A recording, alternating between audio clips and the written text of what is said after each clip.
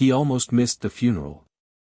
He'd had every intention to attend, but when the time came, Mason lost the willpower to emerge from the embrace of blankets on his bed. They still smelled like her. The funeral home wouldn't smell like her. Mason wondered if it were truly important for him to go. People might gossip about his absence, but it's not like he'd even been married to her. Such obligations should only fall upon husbands. As it was, he didn't know if he could call himself her fiancé anymore. How many ties could he claim to a dead woman? How many ties could he claim to a family that would never be his? Safia's mother, his not-quite mother-in-law, would scold him for his cowardice. But if he never went to the funeral, he'd probably never see her again anyway. Mason knew he'd later regret staying home. He knew he'd be crushed by the guilt. But right now his crushing grief was the more immediate obstacle. Grief that he'd never see Safia again. Grief that he'd lost the life they would have had together. Grief that he'd almost missed their last kiss. It hadn't been anything special. It had just been a quick, have a good day, see you after work type of kiss. He'd barely woken up before she'd left that morning. Part of him wished he'd slept in so their kiss would have been the sweet, good night kiss they'd shared the night before. Part of him hated that he regretted anything about the last time he saw her.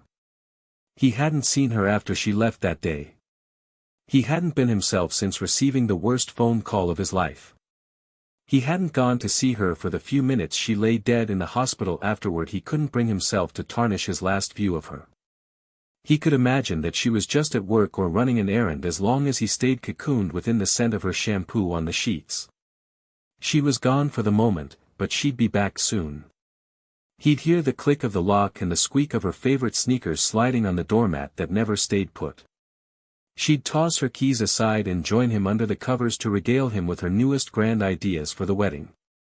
She always had such grand ideas. Sometimes Mason thought she lived in the future more than the present. Now she was confined to the past. Mason forced himself to shed the comforter from his back. He sat in bed, staring at the black suit hanging outside the closet.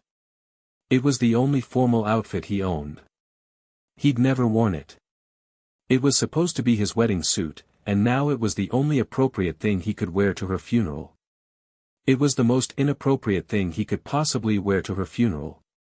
He knew Safia would have never allowed him to miss an event as important as this. Home is for rest, she often said. Outside is for the rest of your life.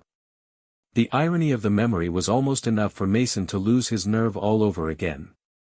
Safia would rest forever, but she would never come home again. Her favorite phrase had turned a